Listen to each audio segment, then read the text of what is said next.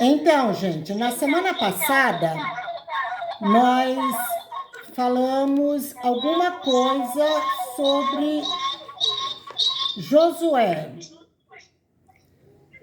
Para mim aqui tá fazendo eco. Vocês estão ouvindo normal? Eu não tô ouvindo muito bem, não. Aqui tá fazendo muito eco. Ó, melhorou. Eu acho que é algum microfone ligado que tá dando...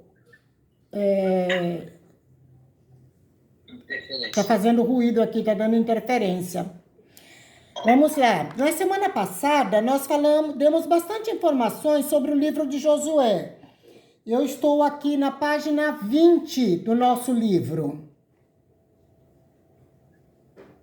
Todos estão com o livro aí? Sim. Então, na página 20, é dado uma informação rápida sobre todos os livros históricos. Nós vamos passar um a um, e então eu não vou falar sobre eles. Eu só quero fazer uma ressalva aonde está o livro de Esther, na página 21. Porque o livro de Esther, ele é um livro que não cita o nome de Deus, embora nós vemos toda uma atuação de Deus, Deus salvando, livrando o seu povo, Deus levantando Esther. E também é no livro de Esther, para quem não sabe, que está o maior versículo da Bíblia. O maior versículo da Bíblia está no livro de Esther, que é no capítulo 8, versículo 9. Vocês deixem essa informação anotada. Vamos passar para o capítulo 2 do nosso livro, na página 23. Vai começar a falar sobre Josué. Quando Deus quer livrar o seu povo do Egito, Deus chama Moisés, que em hebraico é Moshe. Moisés, ele significa tirado das águas. Águas, na Bíblia, fala de vida espiritual. E águas nos leva também a Jesus, que é a fonte de águas vivas. E Moisés é esse homem que tem esse nome, tirado das águas, e que leva e que conduz o povo durante toda essa trajetória no deserto, para eles entrarem, tomarem posse da terra prometida. Moisés, ele é um tipo de Cristo.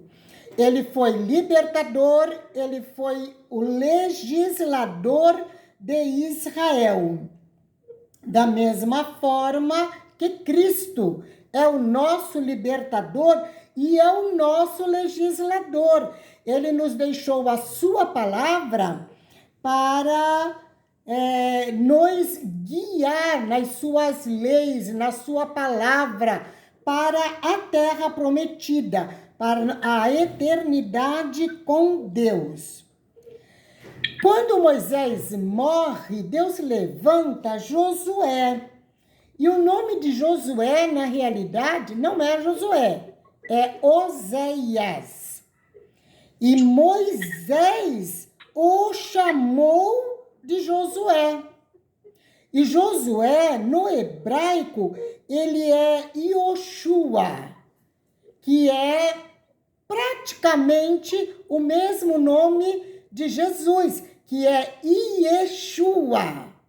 Jesus, que é a salvação, o Salvador é Yeshua e Josué Ioshua, que significa Deus é salvação. Tudo isso nos leva a Cristo, o nosso Salvador, o nosso Redentor.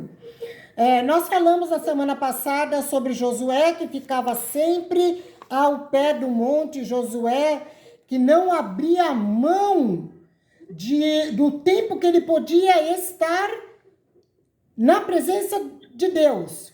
Ele abria mão de estar com o povo, ele não se importava de estar sozinho. Por quê? Porque ele tinha uma prioridade, e a prioridade era Deus. Vamos para a página 27. A página 27 do nosso livro nos traz bastante informações.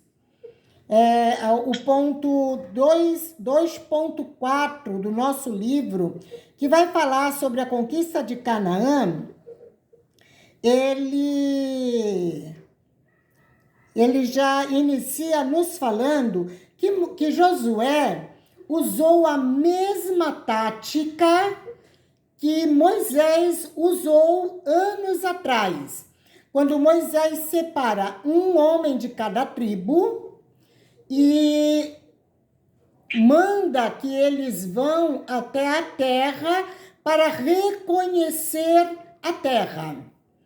E aqueles 12 homens, representantes das 12 tribos, eles viram tudo na terra. E trouxeram cachos de uvas grandes para ver a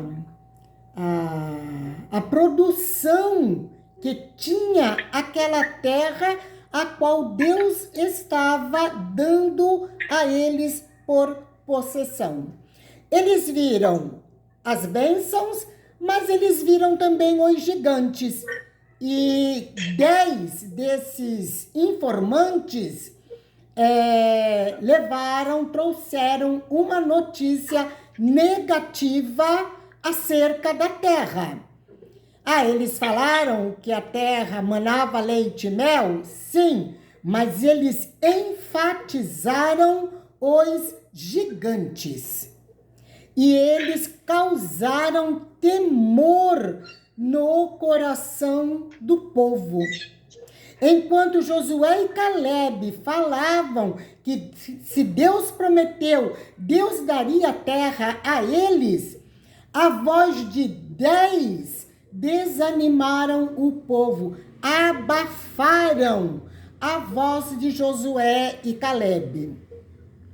Naquele ponto, como houve a dúvida, eles não tiveram fé, Deus fez eles voltarem pelo mesmo caminho. E durante 40 anos eles ficaram rodeando a mesma montanha, até que todos aqueles homens que duvidaram, que não creram, morreram no deserto. Então, quem entrou na terra com Josué foram os filhos, foi uma nova geração. Da geração dos homens que saíram do Egito, somente 2 homens entraram na terra da promessa. De um povo inteiro, só 2 homens entraram na terra da promessa, que foi Josué e Caleb. Isso também nos mostra que quem chega na eternidade, quem chega na terra prometida, é sempre a minoria.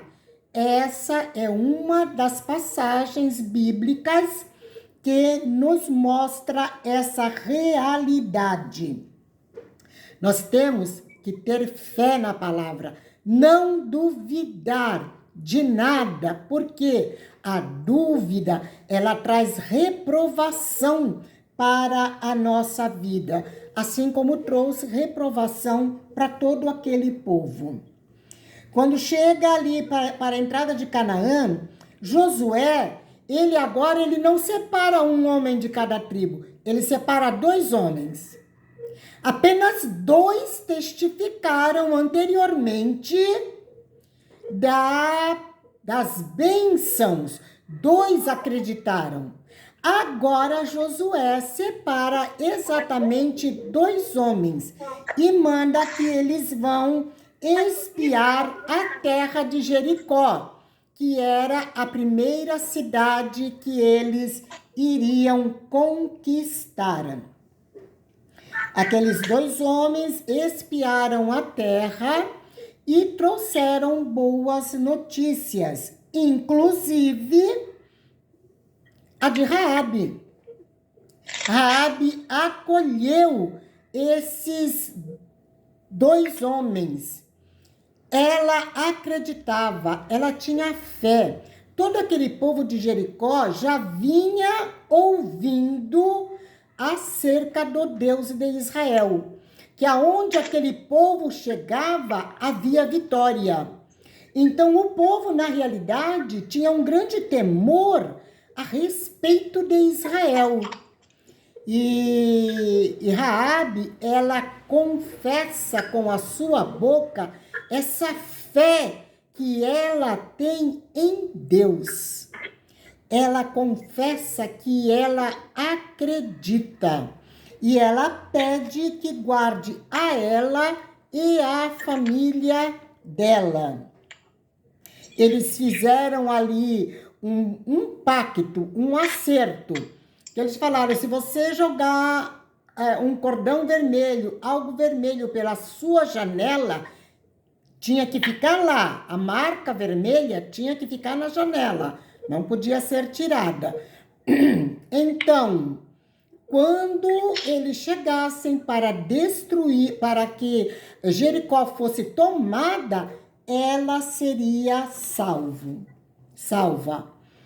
Aquele cordão vermelho também já apontava para Cristo, o sangue remidor, o sangue de Cristo que nos liberta, que nos purifica, que nos salva.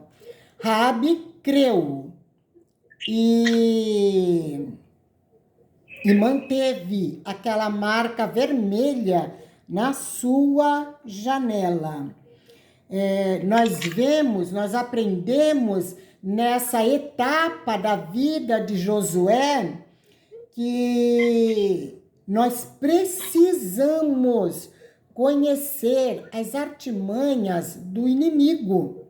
Não que nós temos que fazer um estudo sobre,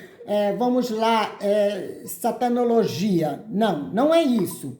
A própria Bíblia, ela nos ensina todas as táticas do inimigo, tudo que o inimigo usa contra a nossa vida, para nos fraquejar, para nos tentar, para nos fazer duvidar. A Bíblia nos mostra isso.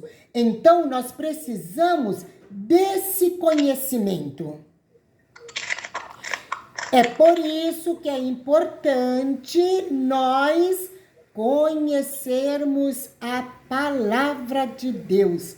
Precisamos ler, precisamos meditar, precisamos buscar conhecimento, porque dessa forma nós vamos entender como o inimigo age e vamos nos posicionar com Deus para que nós possamos estar preparados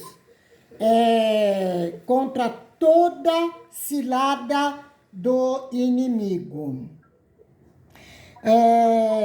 Quando eles estavam já preparados para atravessarem o Jordão, tem microfone aberto, fechem o microfone por causa do chiado. Quando eles se preparam para atravessar o Jordão, Deus também fez algo diferente do que ele fez com Moisés.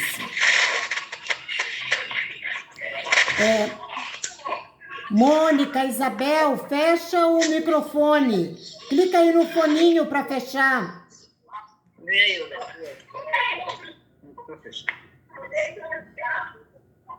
Isso, Isabel, perfeito. Moniquinha também fecha aí o microfone, tá? Quando o povo de Israel vai atravessar o Mar Vermelho, Deus, ele fala para Moisés, o que você tem na tua mão? Vinha, fecha o microfone. Deus, ele pergunta para Moisés, o que você tem nas tuas mãos? O que Moisés tinha? Uma vara. E Deus falou para ele, toca nas águas e elas se abrirão. Moisés abriu o Mar Vermelho com essa vara que ele tinha nas mãos. Quando chega em Josué, para eles atravessarem o Jordão, Deus manda que os sacerdotes fossem na frente levando a Arca da Aliança.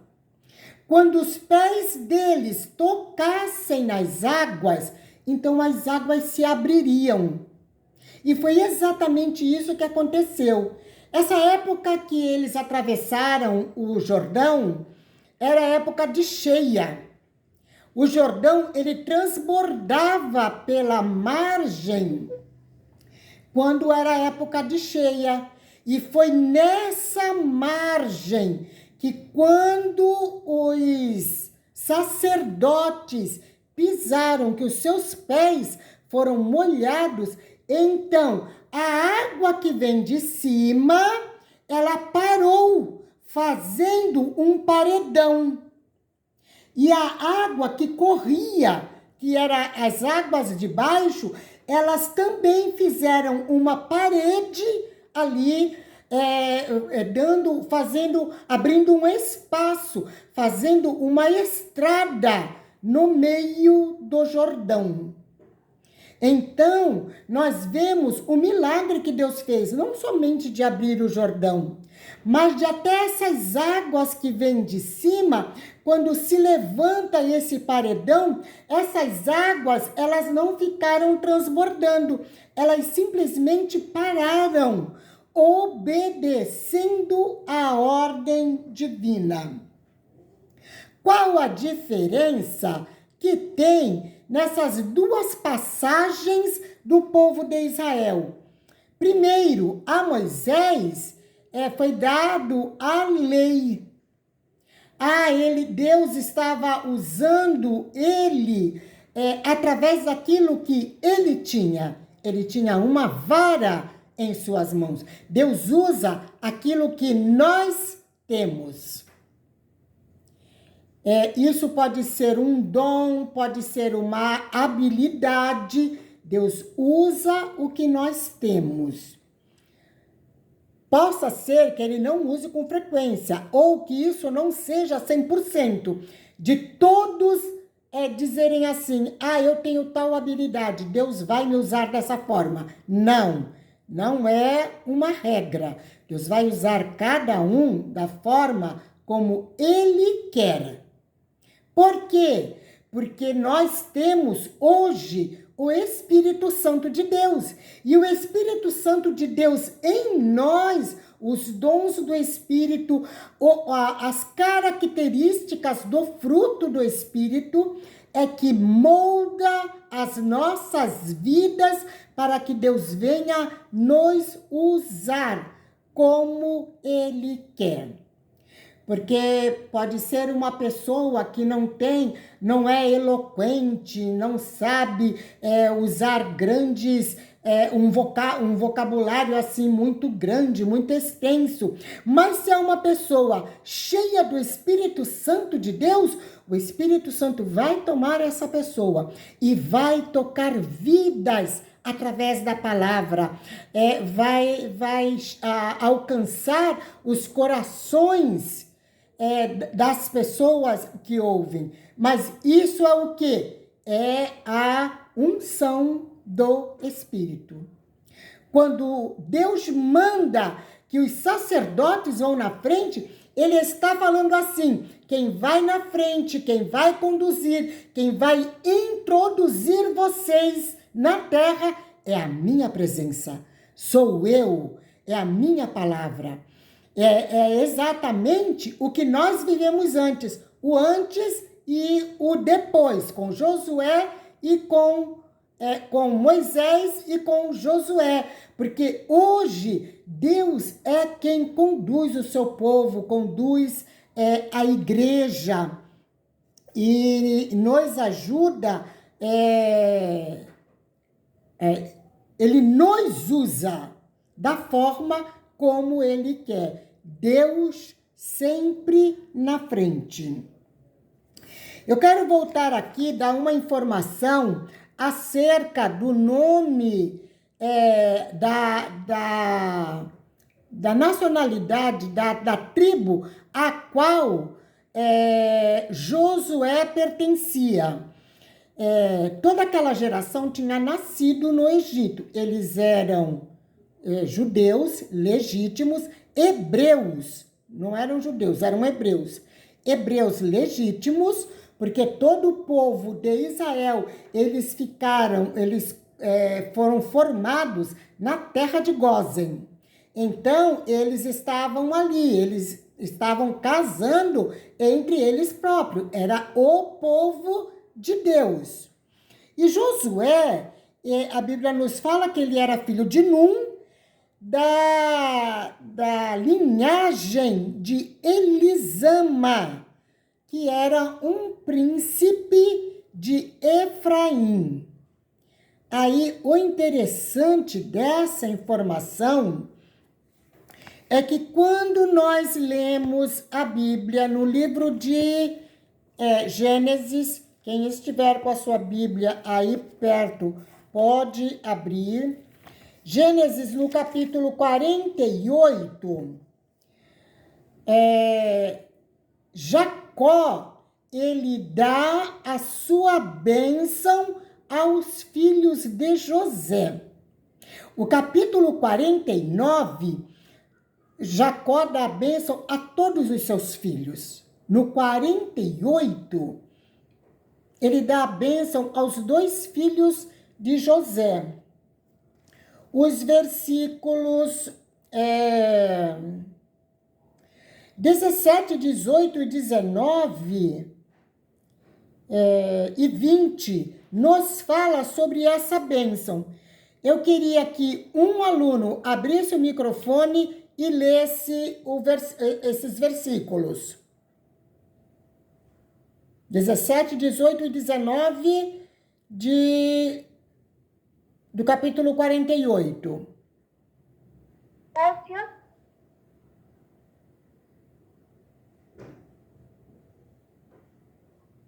Eu vou ler então, professor. Pode ler, David.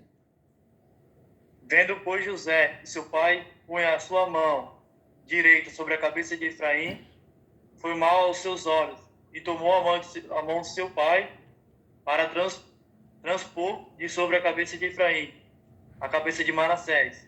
E José disse a seu pai: não assim, meu pai, porque este é o primogênito. Põe a tua mão direita sobre a sua cabeça. Mas seu pai o recusou e disse: eu sei, filho meu, eu sei. Também ele será um povo, e também ele será grande. Contudo, o seu irmão menor será maior que ele, e a sua semente será uma multidão de nações. 20. Até o 19, né? 20. Assim os abençoou naquele dia, dizendo: em ti, Israel, abençoará, dizendo: Deus te ponha como Efraim e como Manassés. E pôs a Efraim diante de Manassés. Olha que interessante, gente. Efraim era o filho menor, Manassés o maior. A mão direita de quem estava abençoando teria que estar sobre a cabeça do primogênito. E Jacó colocou sobre a bênção do mais novo, que era Efraim, e a mão esquerda sobre Manassés. José, ele replicou o pai, ele falou, meu pai, não é assim. E ele tentou trocar a mão de Jacó. E Jacó responde a ele, eu sei, meu filho. Ele também será um povo, Manassés. Manassés era o mais velho. Jacó está dizendo, ele também será um povo. Contudo, o seu irmão menor será maior do que ele, e a sua descendência será uma multidão de nações. Efraim. Nós vamos ver mais para frente, quando nós chegarmos na história dos reis, na divisão do reino, que 10 tribos ficaram no norte, 2 tribos ficaram ao sul. Essas 10 tribos do norte, elas foram espalhadas entre as nações no cativeiro assírio. E ficou a tribo de Judá, que era Judá e Benjamim, que eles também foram para um cativeiro, mas eles foram para um cativeiro babilônico e voltaram. As 10 tribos não. Quando nós lemos os livros dos profetas menores, e até mesmo em alguma passagem dos maiores, mas os profetas menores, eles vão nos trazer a informação sobre Efraim. Quando eles fazem referência a Israel, eles chamam de Efraim. Judá é sempre Judá, mas Israel, que são as 10 tribos, elas são chamadas, reconhecidas como Efraim. Por quê? Efraim foi espalhado entre as nações. Era um povo, ele estava se tornando maior, porque nas nações eles foram se misturando com os povos. Deus, ele preservou a tribo de Judá, porque essa tribo tinha que permanecer pura, porque Jesus viria dela. As 10 tribos, elas foram espalhadas entre as nações. Efraim, ele representa a igreja que é gentílica, a igreja que vem das nações. É um povo grande. Por isso que Jacó, quando traz a bênção, ele fala, o menor será maior. Efraim, ele se tornou maior que Manassés. Por quê? Porque tem as nações, porque ele representa a igreja.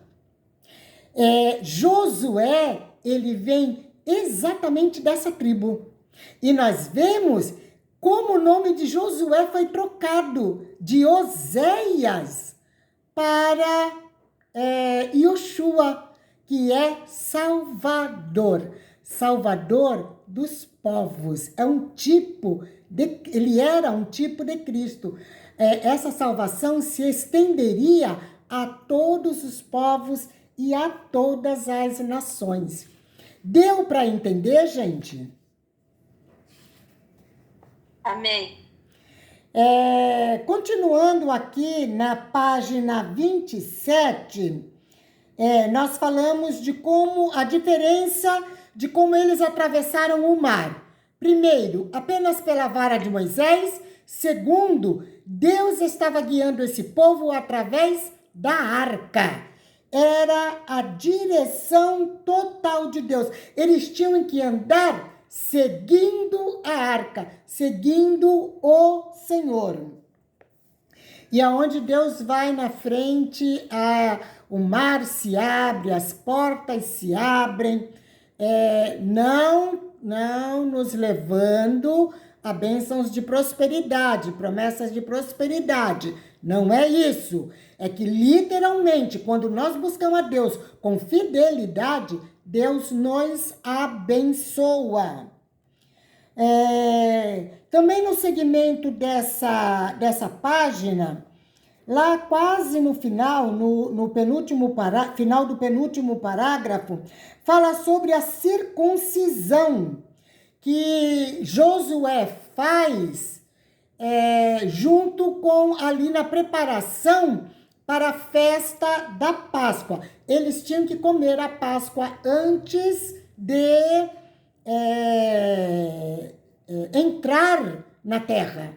Então, eles fizeram a circuncisão, porque agora, como nós falamos, era uma nova geração, e eles tinham que comer a Páscoa. A Páscoa é Cristo, todos nós sabemos disso.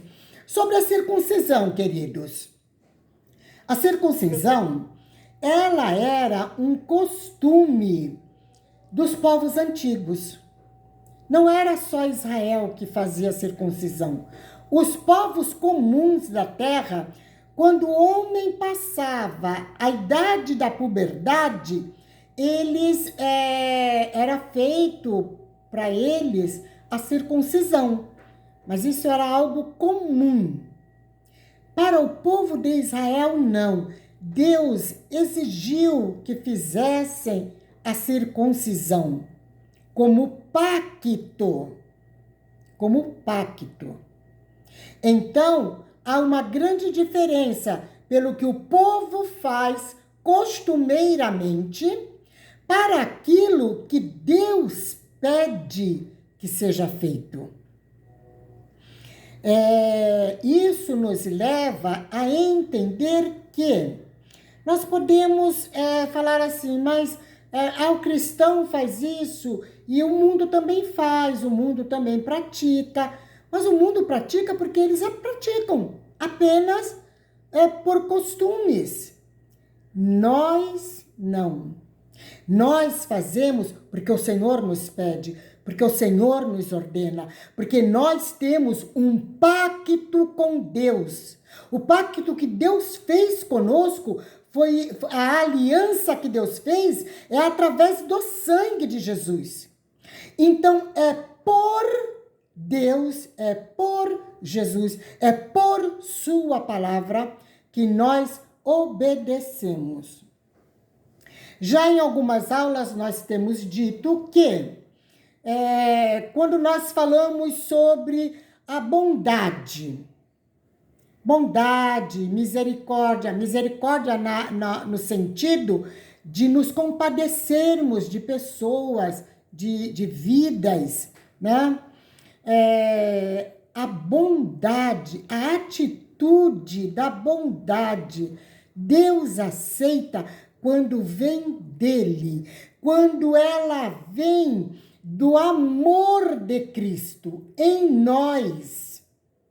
Então, esse amor transborda em bênção para pessoas que estão próximos a nós.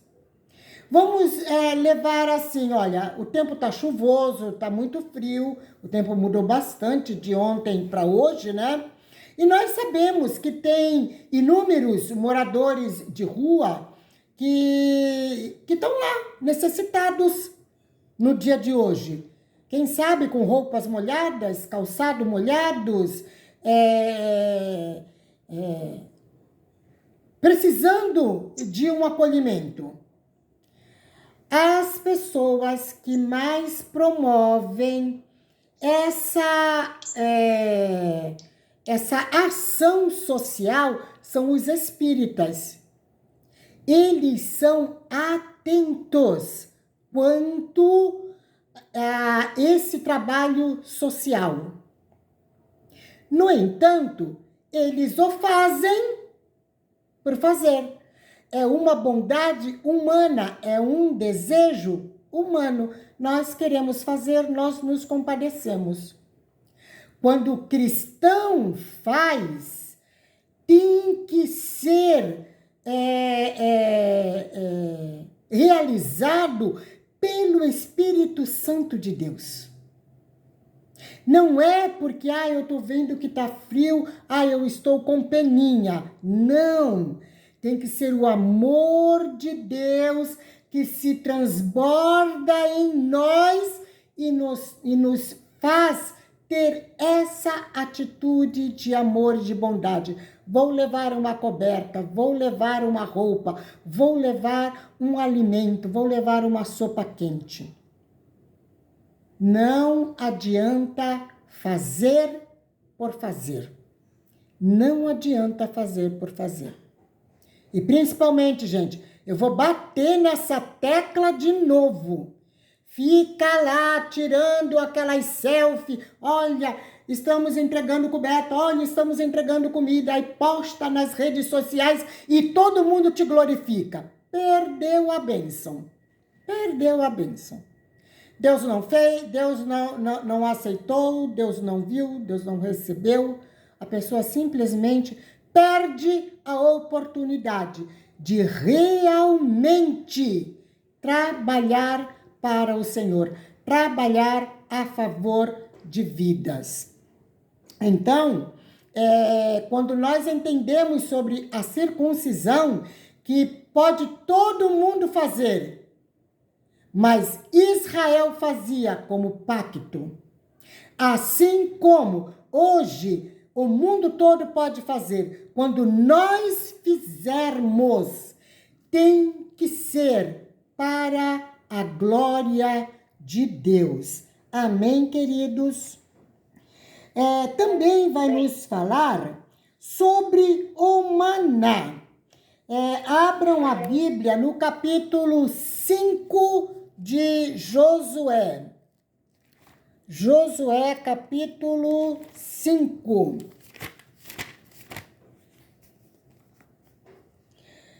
O versículo 12. Eu quero que um aluno abra o microfone e me leia esse versículo. Josué 5, 12. E cessou o maná no dia seguinte, depois que comeram do trigo da terra do ano antecedente, e os filhos de Israel não tiveram mais maná. Porém, no mesmo ano, comeram das novidades da terra de Canaã. Olha só que interessante. Deus vinha sustentando esse povo 40 anos com maná. 40 anos. Olha, o maná não tinha sabor, o maná não era, digamos assim, agradável para se comer, mas tinha todos os nutrientes que eles precisavam. Vitaminas, proteínas, o maná, ele tinha tudo.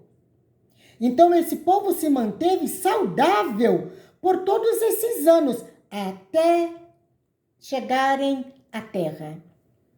No dia imediato, a Bíblia diz que eles comeram do produto da terra, o maná cessou. Vamos colocar assim, que para eles o maná era o alimento que estava preparando eles para adentrarem a terra prometida. Trouxe força, trouxe garra, trouxe uma musculatura forte, tudo que eles precisavam para ser bons guerreiros, para ser homens que vão à luta, que vão ao trabalho, que pegam. Eles tiveram através do maná. Eles agora estavam preparados. Agora não, agora eles tinham que comer do fruto da terra. Vamos colocar na vida cristã uma pessoa que é nova convertida e uma pessoa que já tem alguns anos de evangelho. A princípio, nós somos sustentados por Deus. Nós somos sustentados por Deus. Deus nos sustenta. Deus nos dá o que nós precisamos. Nós precisamos desejar. Nós precisamos desejar. O maná caía para aquele povo, mas o que eles tinham que fazer? Eles tinham que se levantar, sair fora da tenda, colher aquele maná para então fazer um alimento, fazer pão, fazer algum guisado, dava para ele fazer, usar de algumas formas aquele maná. Mas eles tinham que se levantar, sair da tenda e colher. Então, nós vemos que Deus, ele nos sustenta na nossa jornada cristã, principalmente em todo o início. O início que eu falo, gente, isso pode ser 2 anos, 3 anos, 4 anos da nossa vida cristã, até 4 anos, 5 anos, um novo convertido, Deus, ele o sustenta. Mas a pessoa tem que querer, a pessoa tem que se levantar, a pessoa tem que buscar. Entendem? Não é assim, Deus está mandando, pronto, está resolvido o problema. Não. Deus, ele nos dá e nós temos que fazer a nossa parte. Aquele povo foi sustentado até entrarem na terra prometida. E quando eles comeram do fruto, agora eles não tinham mais o maná. Agora, literalmente, eles iam ter que plantar e colher os seus alimentos. Por quê? Porque é a palavra, esse alimento da terra, ele fala da palavra. A pessoa, quando já deixou de ser um novo convertido, agora a pessoa literalmente, ela tem que tomar posição, ela tem que se levantar e buscar conhecimento, buscar de Deus. O que Deus quer que eu faça, o que Deus quer de mim, qual é o dom que Deus me deu. A pessoa tem que buscar isso. É o esforço da terra. Quando nós entramos a cumprir aquilo que Deus ele quer de nós, porque como novo convertido a gente vai aprendendo.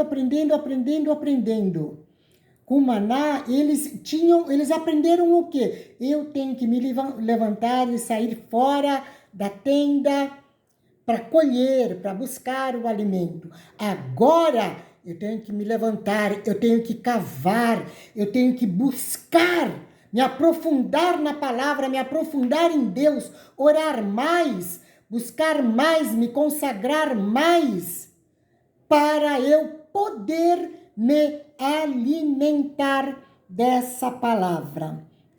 Então, essa passagem do maná, ele nos traz a esse entendimento.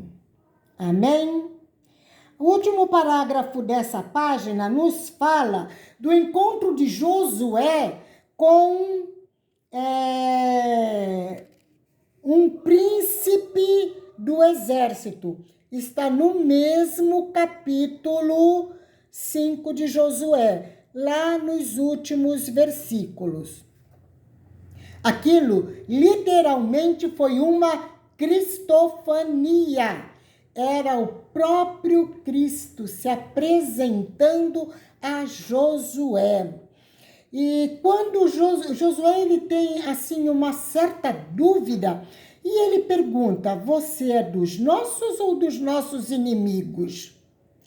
E o que aquele príncipe diz a Josué, ele fala: tira a sandália dos seus pés, porque o lugar em que tu estás é santo. Os 2 grandes líderes de Israel receberam essa ordem: tira os sapatos dos pés, porque o lugar em que estás é santo. Isso, de lição para as nossas vidas, nos diz que nós temos que nos descalçar do mundo. Abrir mão daquilo que o mundo nos oferece. Não é da forma mundana que nós vamos nos apresentar diante de Deus. Nós temos que descalçar os pés. Quando Paulo, em Efésio, ele nos apresenta a armadura espiritual, ele fala sobre o calçado do Evangelho da Paz. Calçados do Evangelho da Paz. Então, o Espírito Santo na minha vida, ele me faz eu calçar os meus pés com a sua palavra, calçar os pés com oração, calçar os pés no Senhor. Para quê? Para poder anunciar o evangelho, anunciar a palavra, é ter autoridade. Moisés teve que descalçar os pés, ele estava no deserto de Midian, um homem comum. Aí Deus fala para ele, descalça os teus pés, porque o lugar em que tu estás é santo. E quando partiu dali, Moisés foi anunciar Deus aos egípcios. Agora, com Josué, Deus novamente manda Josué descalçar os pés. Descalça o sapato dos teus pés, porque o lugar em que tu estás é santo. A presença de Deus estava ali. Quando Josué se levanta dali, daquele encontro, daquela cristofania com Moisés, foi uma teofania. Com Josué, foi uma cristofania. Quando ele se levanta dali, ele vai o quê? Eles vão entrar em Jericó e Josué estava o quê? Anunciando Deus, proclamando o nome de Deus. Aquilo que Deus tinha prometido para o seu povo e que agora ele estava cumprindo. As nações estavam vendo o que Deus estava fazendo através de Josué. Todos aqueles que se descalçam do mundo, da vida material, da vida secular e se entrega ao Senhor, então realmente vai proclamar o Evangelho, proclamar Deus. Gente, nós saímos muito para evangelismos, para culto ao ar livre e achamos que estamos fazendo uma grande obra. Estamos anunciando Deus. Estamos descalçados do mundo e calçados com a palavra, calçados com o verdadeiro evangelho e levando ele a outros. Estamos? Ou nós estamos calçados com o mundo, querendo que a nossa boca fale acerca da palavra e ainda queremos que as pessoas se convertam e aceitam a Cristo? As pessoas que se convertem através do nosso evangelismo, quantos ficam? Quantos se firmam? Quantos? Ou as pessoas só estão ouvindo, aceitando, porque ouviram naquela época, aceitando pelo emocionalismo, porque às vezes estamos num culto, tem muito barulho, tem muita coisa, aquilo mexe, sobe a adrenalina do corpo, a emoção vai lá no topo, eu quero aceitar Jesus, levanta a mão. Ela volta? Ela volta? Será que aceitou a Cristo de verdade ou só aceitou por emocionalismo? Nós temos que prestar bem atenção, porque quando nós vamos no emocional, nós estamos literalmente calçados com os pés, com o calçado do mundo. Mas nós somos calçados com o evangelho da paz. Então nós temos que prestar bastante atenção como nós queremos fazer a obra de Deus. Como nós queremos conquistar vidas, como nós queremos conquistar cidades, como que nós queremos conquistar a nossa nação para Cristo. Estamos descalçados do mundo para poder alcançá-los para o Senhor. Isso é muito sério, gente. Isso é muito sério. Logo depois disso, os israelitas, eles entram, Deus dá toda uma estratégia, vão marchar 7 dias em silêncio. No 7º dia, vai marchar 7 vezes em volta daquela cidade, para então gritar com um grande grito. E as muralhas de fato caíram. Nós falamos sobre isso na aula passada. cada um tinha que seguir diante de si. Aonde eles pararam, quando eles pararam, todo aquele povo, toda aquela cidade estava literalmente rodeado dos homens do povo de Israel. E quando eles gritaram que as muralhas caíram, cada um daqueles homens tinha que subir diante de si. Não importa quanto entulho tivesse ali, eles tinham que subir ali. Nós vamos ver que para conquistar vidas, conquistar cidade, não é tão simples assim. Estou só proclamando, Jesus está sendo anunciado e aleluia. Não. Nós temos que transpor barreiras. Para eles literalmente tomarem Jericó, eles tinham que subir cada um diante de si. Não podia tomar o lugar mais fácil. Eles tinham que subir sobre aquelas grandes rochas, grandes pedras que tinham caído, que tinham se desmoronado ali. Pensa, gente, que aquela cidade de Jericó, aqueles muros, tinham quase 10 metros de largura. Não era um muro como a gente conhece hoje, que é feito com uma fileira de bloco. Não, os muros eram tão largos que em cima tinham estradas formadas.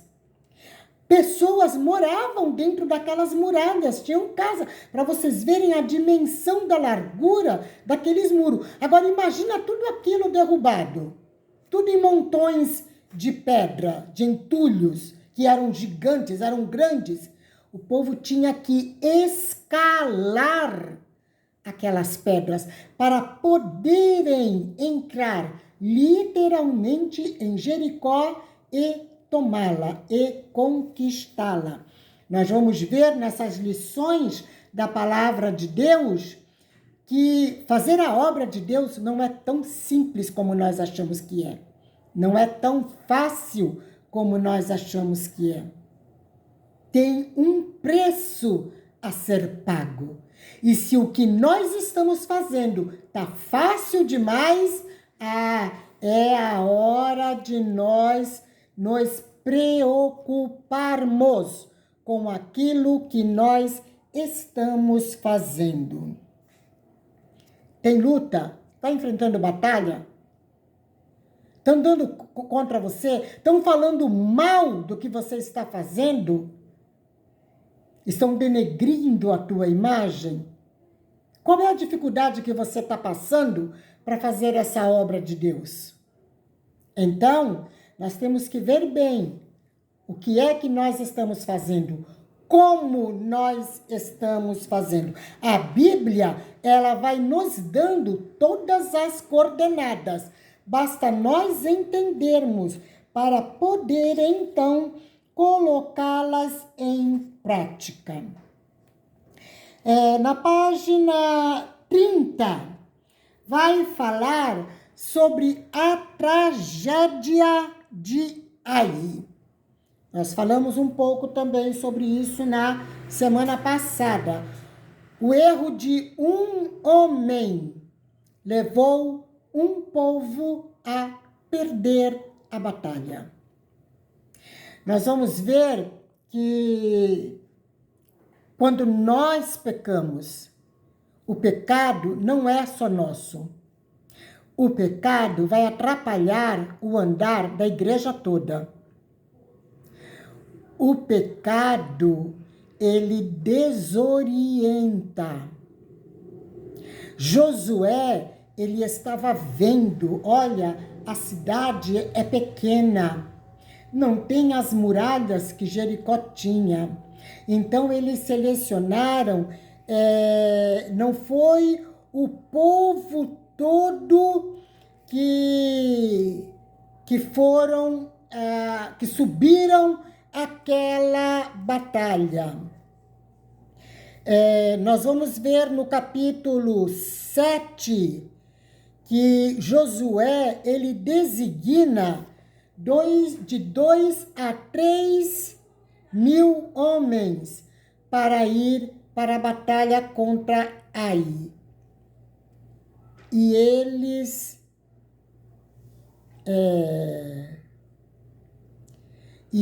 perderam.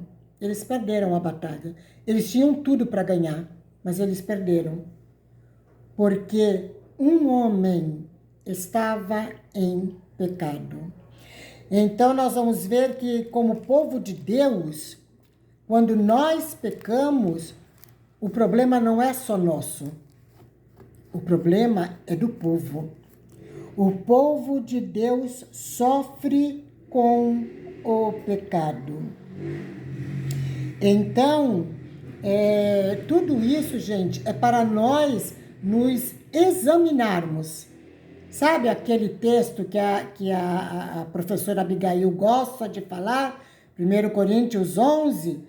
Examine-se, pois, o homem a si mesmo, e assim coma deste pão e beba deste cálice. Não é no dia da ceia, é todos os dias, todos os dias, todos os dias. Às vezes, nós estamos fazendo, a igreja está batalhando, querendo fazer um grande trabalho, uma grande obra, levanta um projeto assim muito bom para se trabalhar com vidas, mas parece que a coisa não anda, a coisa não anda, a coisa não anda. Por quê? Será que tem alguém atrapalhando esse trabalho dele seguir em frente? Nós temos que prestar muita atenção nisso.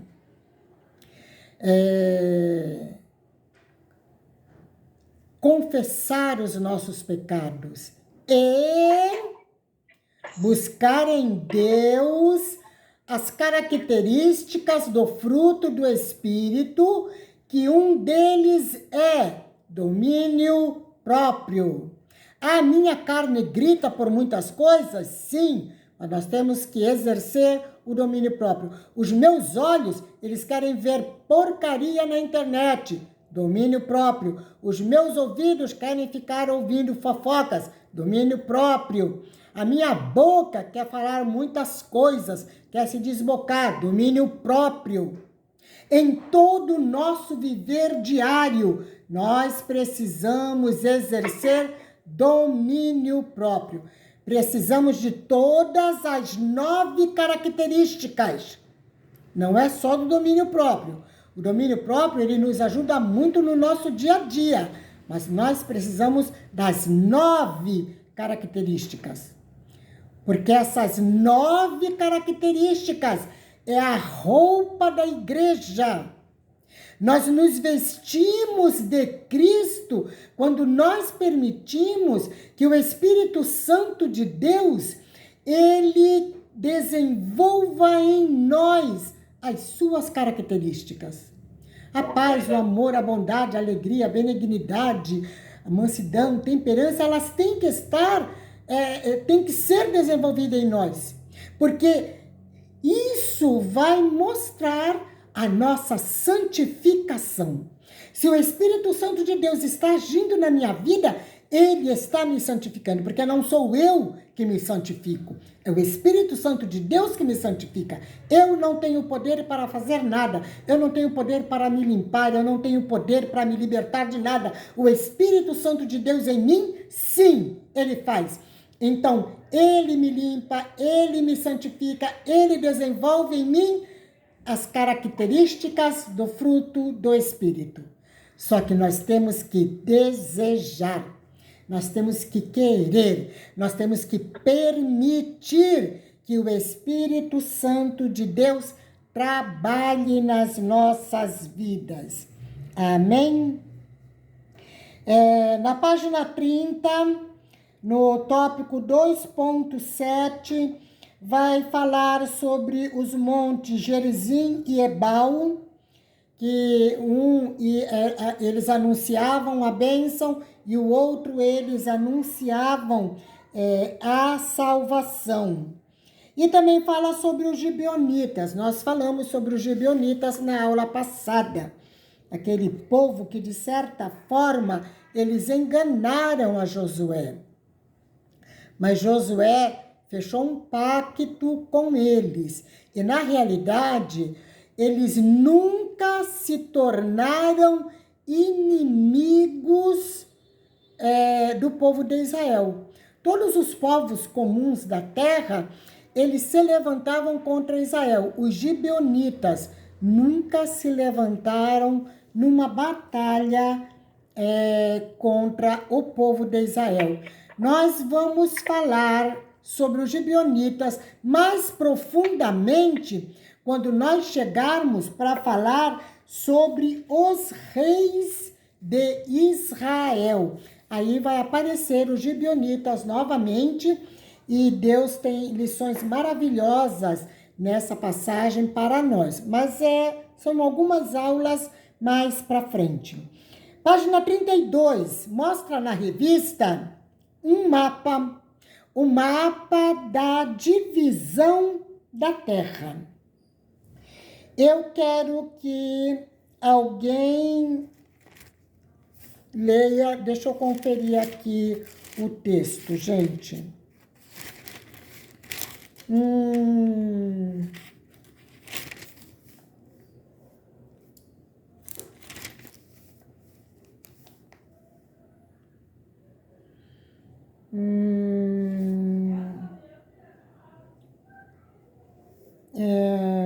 Não é.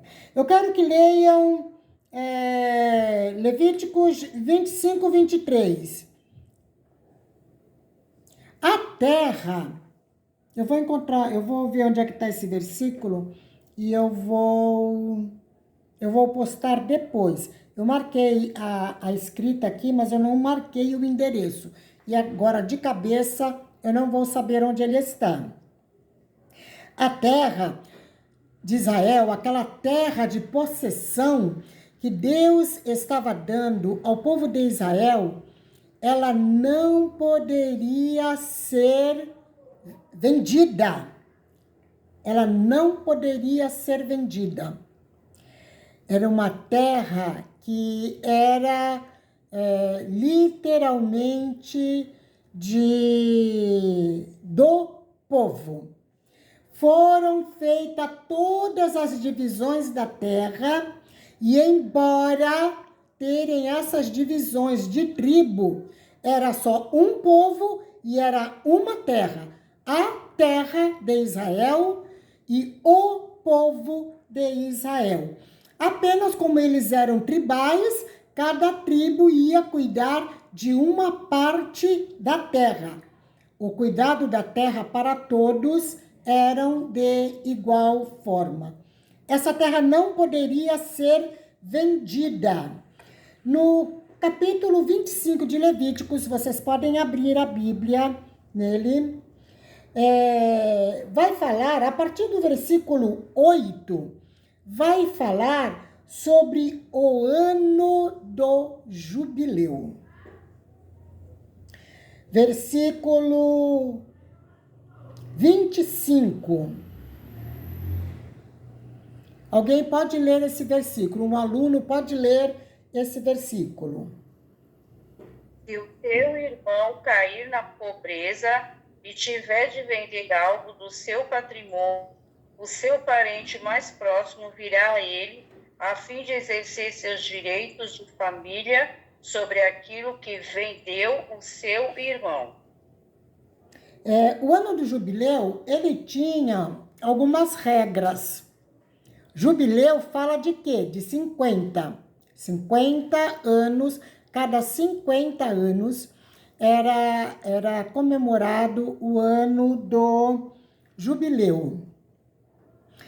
O povo de Israel, se alguém estava em dificuldade, se alguém tinha empobrecido muito, não importa qual seria a situação, eles poderiam vender a sua possessão de terra.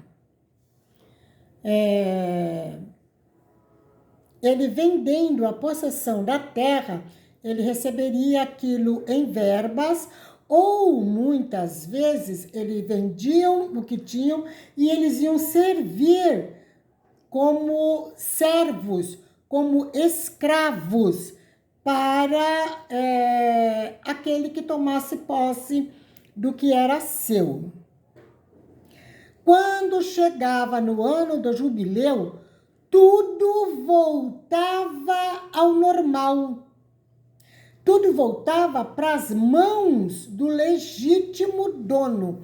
Então, quem tomasse posse iria desfrutar daquela terra até 50 anos. Com 50 anos, ele teria que devolver todas as terras. Por quê? A terra, na realidade, não podia ser vendida.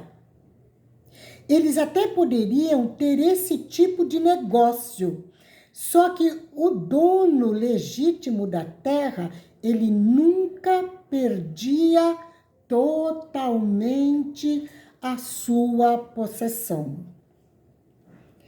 Quando Deus fala para Abraão que a terra não pode ser vendida, porque a terra é do Senhor.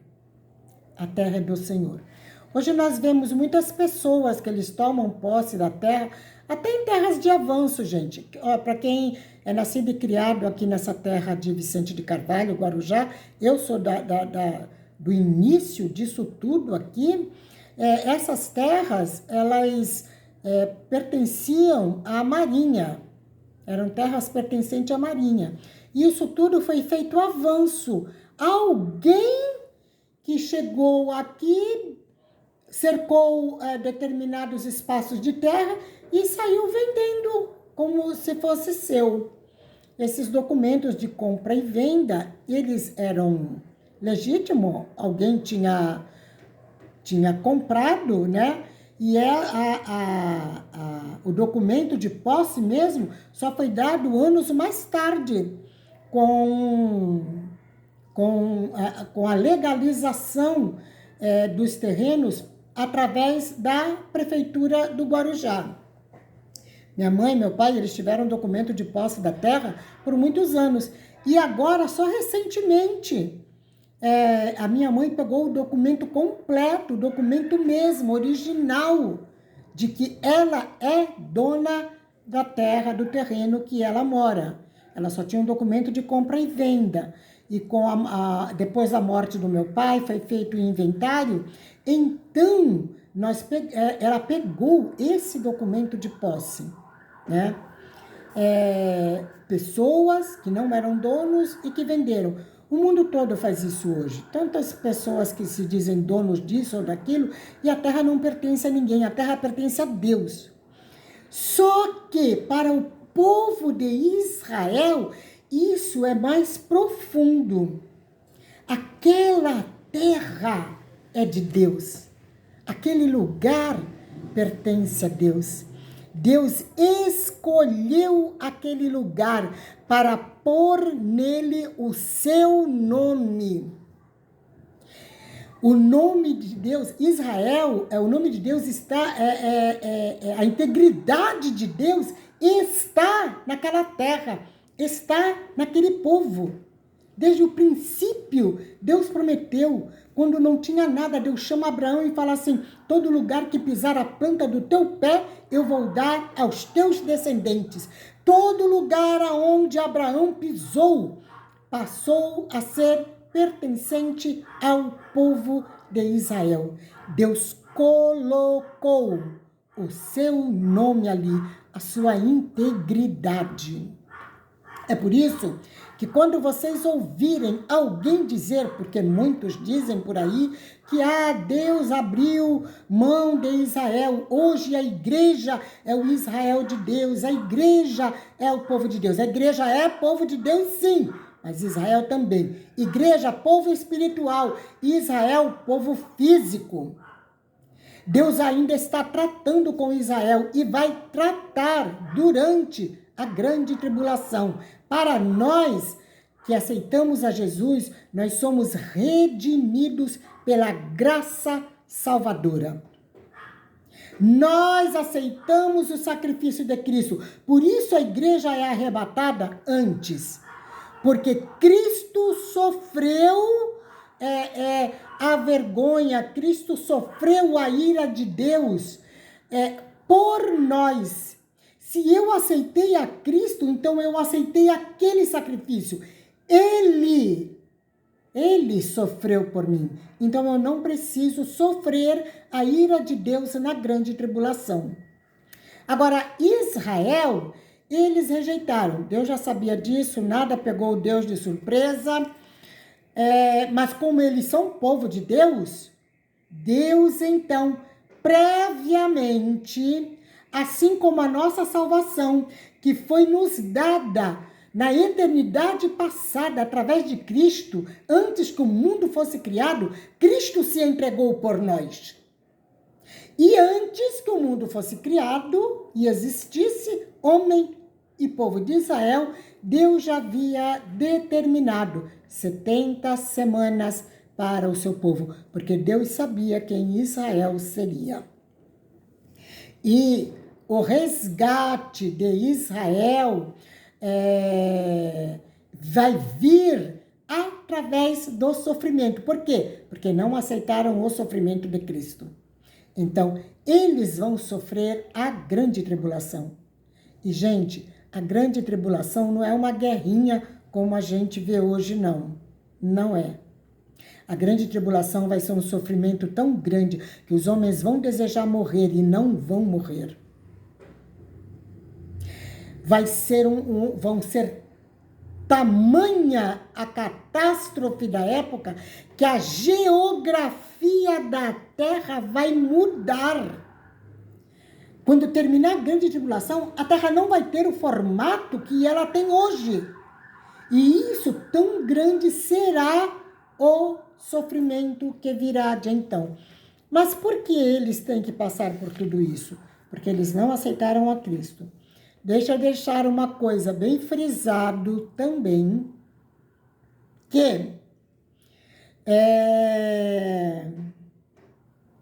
nós que estamos vivendo a era da graça, não podemos nos enganar de que, se Jesus arrebatar a igreja e eu não for arrebatado, eu posso ser salvo depois através do sofrimento.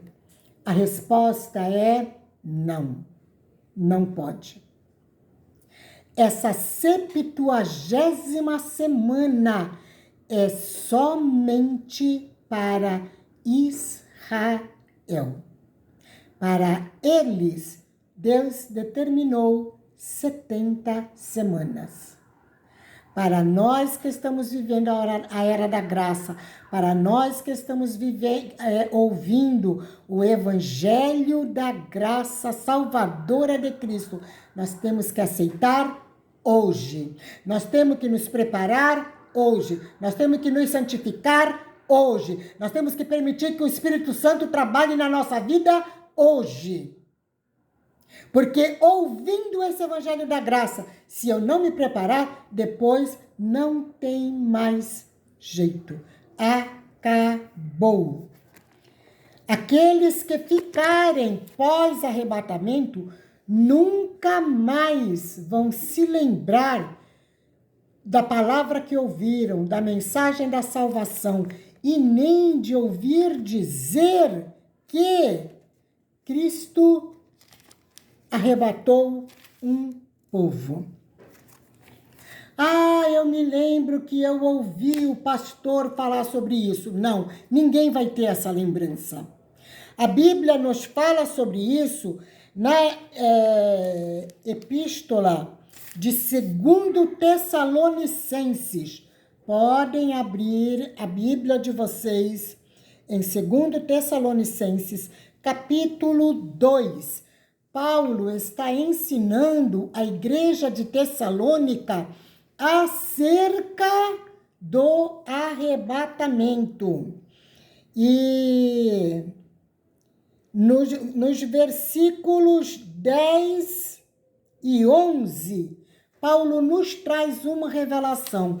Eu quero que algum aluno leia esse texto. 2 Tessalonicenses, capítulo 2, versos 10 e 11.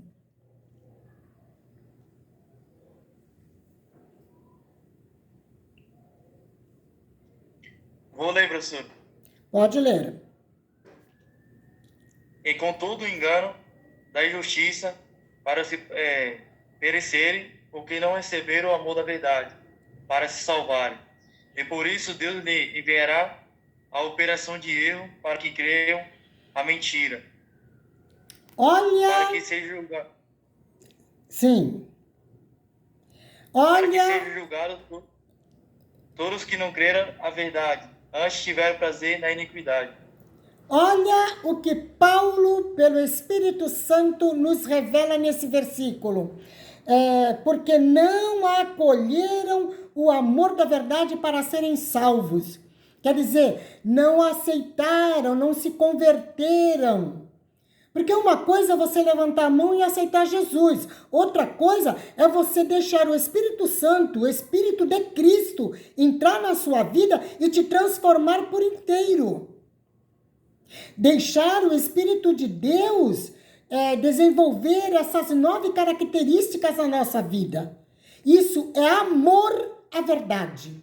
Eu entendi o Evangelho de Cristo. Cristo transforma a minha vida, me muda por completo. Eu quero me descalçar do mundo, eu quero ser uma nova criatura em ti. Aí sim será arrebatado.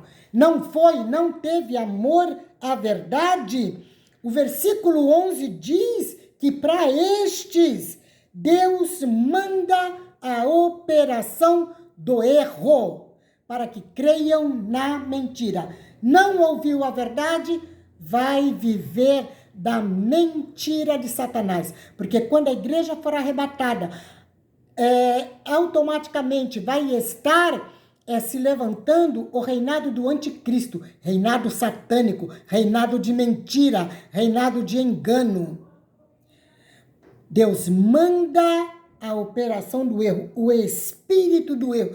Isso, da mente vai ser apagado tudo que você ouviu. Por quê? Porque quem vai estar agindo agora é o espírito do erro, é o espírito do engano, é o espírito da mentira.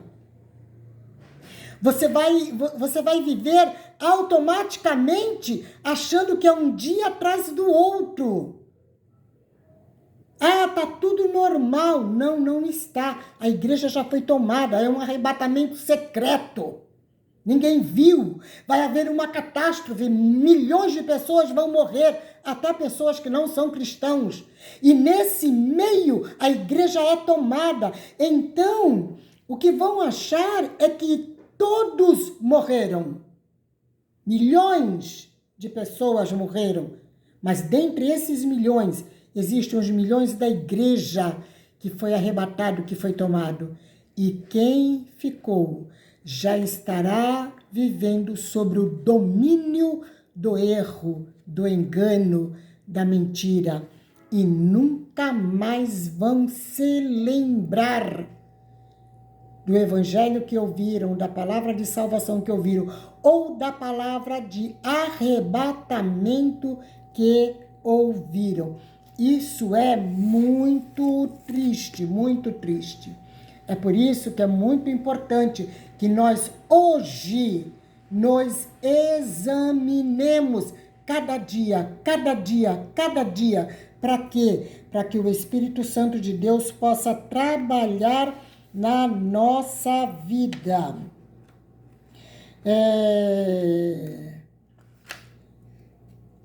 Isso nós falando sobre a terra que pertence a Israel. O nome de Deus está lá.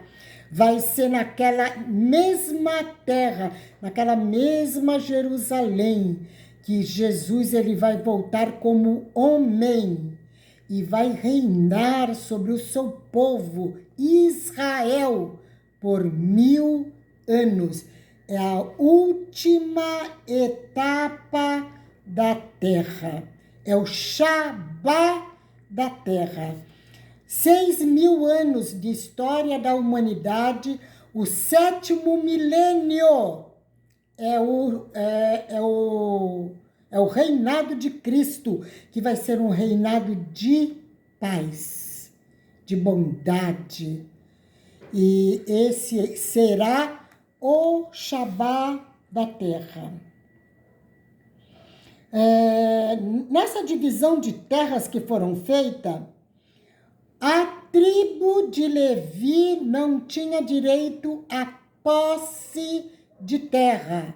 Eram a classe dos sacerdotes, dos levitas. Eles foram espalhados entre os seus irmãos.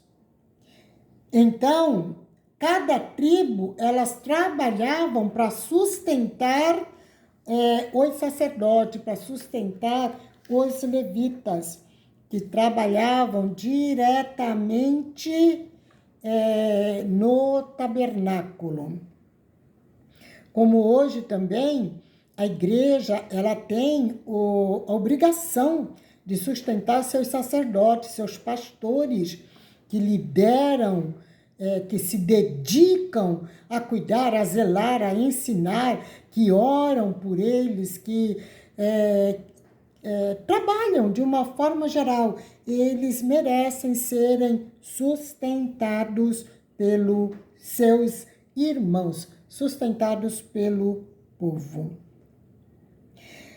A página 33 vai falar sobre os eventos finais de Josué e traz, em Josué 12, 24, o total de 31 reis. Nós falamos sobre isso na aula passada também. 31 reis vencidos, 31 vitórias. O 31 nos leva ao 31 dias do mês. Então, o livro de Josué nos ensina que para cada um dia nosso existe uma batalha, mas também existe uma vitória. Quando nós buscamos ao Senhor, não é que Deus vai dar vitória porque Ele vai dar vitória. Não, nós temos que buscar viver com o Senhor, viver a palavra do Senhor todos os dias. Então nós encontraremos, nós teremos vitória. Isso nos é prometido no livro de Josué. A cristologia no livro de Josué. Primeiro, do seu próprio nome, que é Yoshua, o de Jesus, Yeshua, Deus é salvação. Yeshua é salvação, Salvador, que é Cristo. E também quando fala sobre Raabe, porque Raabe é aquela gentia, olha, isso está falando de igreja, a igreja gentílica, é a gentia que acreditou, que creu, que cuidou daqueles 2 homens do povo de Deus e que colocou na sua janela aquele cordão vermelho, cordão de escarlata, que representava o sangue de Jesus. O livro de Juízes, o capítulo 1, ele nos traz algumas informações também importantes. Capítulo 1, capítulo 2, que vai nos falando sobre essa fase dos juízes do povo de Israel. Foi uma das fases mais tristes que Israel, que a Bíblia nos relata a respeito de Israel, é a era dos juízes. Esse período, ele durou mais ou menos 300 anos. E no capítulo 1, no versículo 6, eu quero que leiam o versículo 2 e o versículo 6 e 7. Capítulo 1 de Juízes, versículos 2 e o 6 e o 7. Algum aluno pode ler.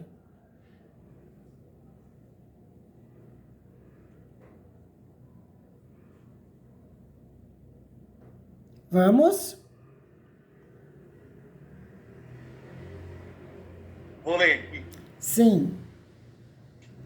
E disse o Senhor: Judá subirá, e eis que lhe dei essa terra na sua mão.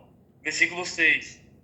Porém, Adoni-Bezeque fugiu, e o seguiram e o prenderam, e lhe cortaram os dedos, polegares das mãos e dos pés.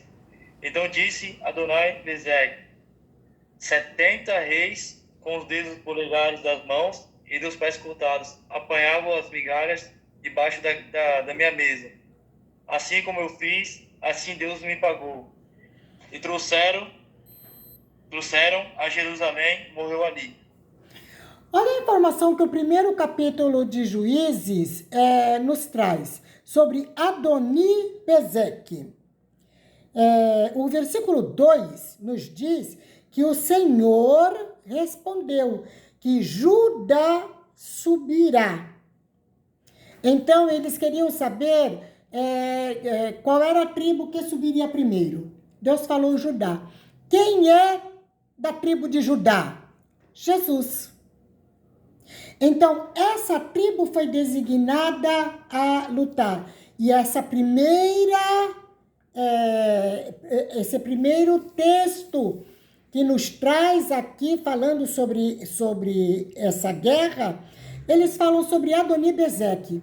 Era um rei maldoso, satânico. Porque quando ele vencia as batalhas, eles pegavam o rei dessas nações que eles venciam e cortavam os polegares das mãos e dos pés. O polegar fala de identidade. Hoje nós vemos que quando nós vamos fazer a nossa identidade, eles pegam dos 10 dedos, a digital dos 10 dedos. Mas qual é a digital que fala da nossa identidade? Do polegar.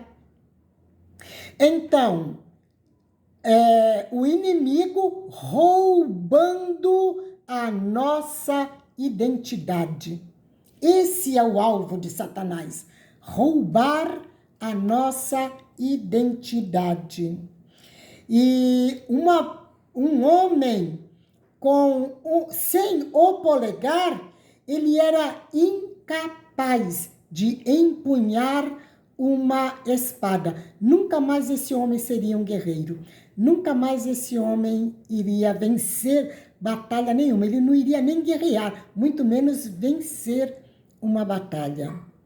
Para você ver o que o inimigo deseja fazer de nós. Ele não quer nos matar espiritualmente, mas ele quer roubar a nossa identidade lá dentro da igreja e nos fazer inúteis, que não sabemos, que não podemos batalhar, não podemos guerrear, porque ele rouba a nossa identidade.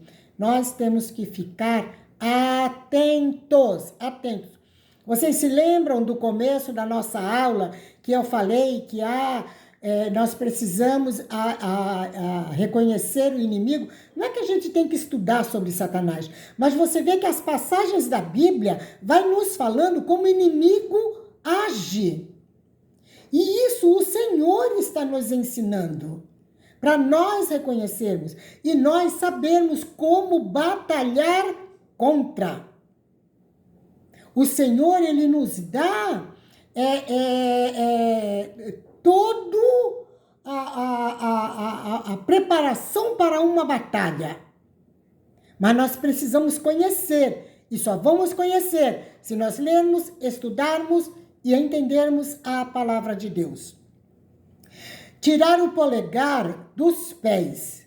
Uma pessoa sem o polegar dos pés, ela não tem equilíbrio. Ela não tem equilíbrio. Ela vai precisar de moletas. Ela não consegue andar sem um polegar, sem os polegares dos pés. Se torna pessoas inúteis, que vai precisar de uma muleta, de um calçado especial, de alguma coisa que dê um suporte para ele. Ele não, sozinho, ele não andará mais.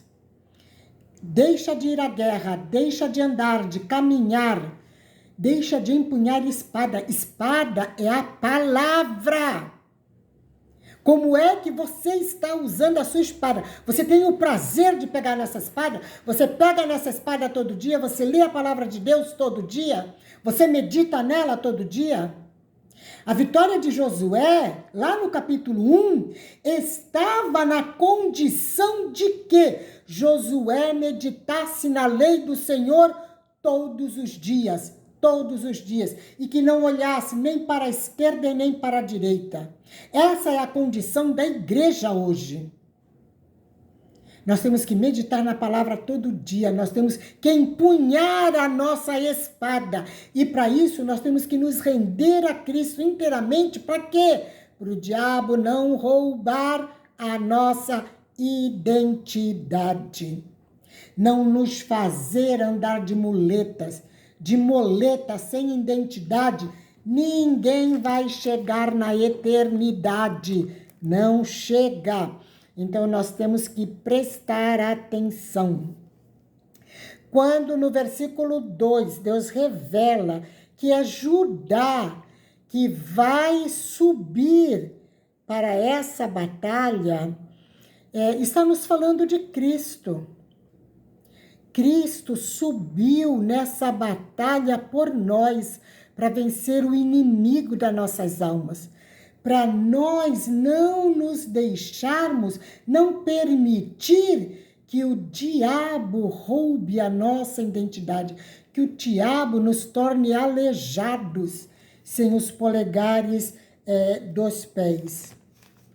Esse rei foi vencido.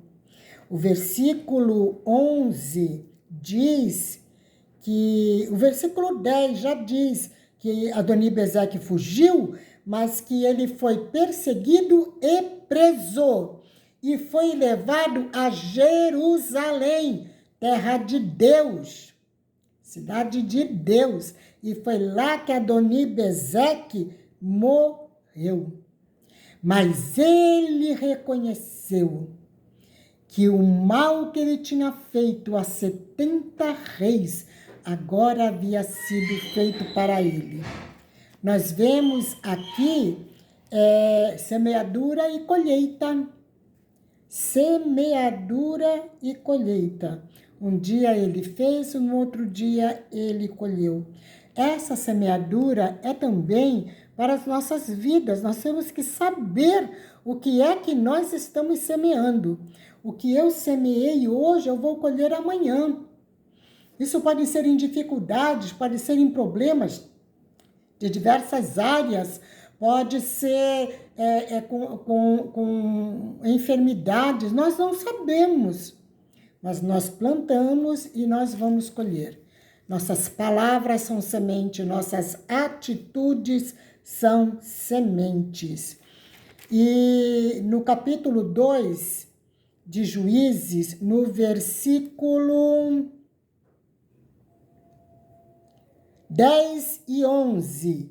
Juízes, capítulo 2, versículos 10 e 11. Algum aluno leia esse versículo, esses dois versículos. Também, posso ler? Pode. E foi também congregada toda aquela geração a seus pais, e outra geração após dele se levantou, que não conheceu o Senhor, nem tampouco a obra que fizera Israel. 11. Então fizeram de Israel o que parecia mal aos olhos do Senhor e serviram aos Balaíns. Nós vimos que no deserto morreu toda uma geração. Só os seus filhos entraram na terra de Canaã. Uma geração foi toda inteira sepultada no deserto. Seus filhos entraram na terra de Canaã. Precisaram se circuncidar, comeram a Páscoa primeiramente, para depois entrarem na terra de Canaã. Agora, essa geração de Josué que conquistou, que entrou na terra, eles deixaram de anunciar as grandezas de Deus. E agora no livro de Juízes, na era de Juízes, nós vamos ver que isso foi após a morte de Josué, porque Moisés morreu, ficou um líder, Josué. Josué morreu, não ficou nenhum líder. Então, automaticamente entrou a era dos juízes. E nós lemos esse triste versículo no capítulo 2. E foi congregada aos seus pais toda aquela geração que caminhou com Josué. E se levantou uma outra geração que não conhecia o Senhor, nem tampouco as obras que ele fizera a Israel. O que é que nós estamos fazendo com a palavra que nós ouvimos? Nós estamos ensinando os nossos filhos? Nós estamos orientando os nossos filhos na presença de Deus? Sabe quando acontece aquele adolescente que fala assim, não quero mais ir para a igreja. O pai e a mãe falam, tudo bem, pode ficar aí, fica em casa. Fica no videogame, fica na TV, fica aí com o celular, na internet. Geração que se levanta sem conhecer ao Senhor. Nós temos obrigação de conduzir os nossos filhos a Deus. Nós vamos responder a Deus pelos nossos filhos. Talvez a facilidade do pai e da mãe de dizer assim, você não quer ir? Tudo bem, fica em casa. Para o pai e para a mãe é muito fácil dizer isso, não vai ter trabalho. Não precisa se estressar. Vai responder a Deus. Esse dia chegará. Deus nos deu filhos e nós vamos responder a Deus por eles. Ensinamos a palavra de Deus, conduzimos. Possa ser que tenham pais que tenham aceitado Jesus já depois de uma família formada, não tem problema. A partir do momento que você aceitou, que você conheceu Cristo, você começa a anunciar e a ensinar aos seus filhos. Aos seus filhos. Pai e mãe têm que ter autoridade de Deus sobre os seus filhos. Pai e mãe é a autoridade legal de Deus. Então, queridos, que esse versículo venha gritar dentro de nós, para que nós possamos não somente viver para o Senhor, mas levar a nossa família, os nossos filhos, a viverem com o Senhor também.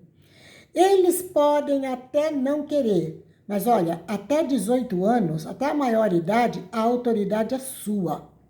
Então, exerça autoridade sobre o seu filho. Você vai para a igreja. A hora que você tiver de maior de idade, você pode fazer o que você bem entender. Enquanto for menor de idade e estiver na minha responsabilidade, você vai.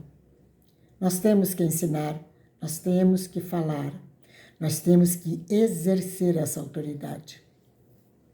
Eu conversava com uma mãe um dia desses atrás, ela falando sobre a situação de uma filha de apenas 15 anos. E ela chorando, ela me falou, eu não tenho mais autoridade sobre a minha filha. Ela chorava enquanto dizia isso. E eu não tive o que dizer, eu não tinha palavra para responder. Porque ela já perdeu a autoridade. Já perdeu. Uma autoridade perdida é muito difícil retomar ela. É muito difícil, é muito difícil. É por isso que nós temos que nos atentar para isso hoje. Ore a Deus, peça a Deus, coloque seus filhos nas mãos de Deus. Se é que você perdeu a autoridade, clame ao Senhor. Como fazer? Clame ao Senhor, que o Senhor converta esse coração para que ele possa viver debaixo da autoridade. Porque isso é muito triste. O livro de Juízes, nós vamos falar um pouco mais sobre ele na próxima aula, mas o livro de Juízes vai nos mostrar um ciclo terrível do povo de Israel. Por quê? Porque se levantou uma geração que não conhecia o Senhor. Que essa palavra possa gritar no nosso coração. Que nós possamos, cada um de nós, tomar posição diante de Deus sobre a nossa família e sobre os nossos filhos, netos, bisnetos, aqueles que vierem depois de nós. Amém, queridos? Nós estamos com 1h40 de aula. Eu vou estar encerrando por aqui. São 9h15. Nós passamos um pouco mais do nosso horário, mas porque nós não começamos 7 horas, começamos um pouco mais de 7h30, né? Então, vamos orar para terminar. Amém, queridos? Deus maravilhoso, Pai eterno, nós te agradecemos, Senhor, por esses momentos em que nós pudemos compartilhar a Tua palavra. Espírito Santo de Deus, trabalha na nossa mente, no nosso coração. Pai, trabalha no nosso emocional. Pai, abre o nosso entendimento para compreendermos a Tua palavra. Que a Tua palavra viva em nós, nos fortaleça, nos faça forte para levar a nossa família à Tua presença. Pai, a Tua palavra nos dá lições maravilhosas. A Tua palavra nos esclarece como o inimigo age, como o inimigo trabalha. Espírito Santo de Deus trabalha em nós, abrindo os nossos olhos, o nosso entendimento, para que nós possamos compreender a Tua palavra e viver a Tua palavra, Pai.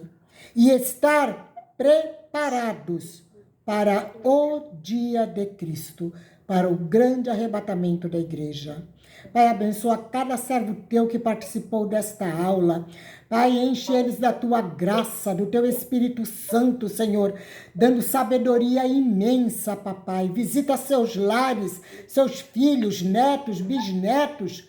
Pai, visita o Teu povo e nos fortalece, Pai. Fica conosco durante esta noite, nos dando uma noite tranquila de paz e de despertamento pelo Teu Espírito Santo. Nós oramos em nome de Jesus. Amém. Amém. Amém, queridos. Que Deus nos abençoe em Cristo. A paz do Senhor a todos. Amém.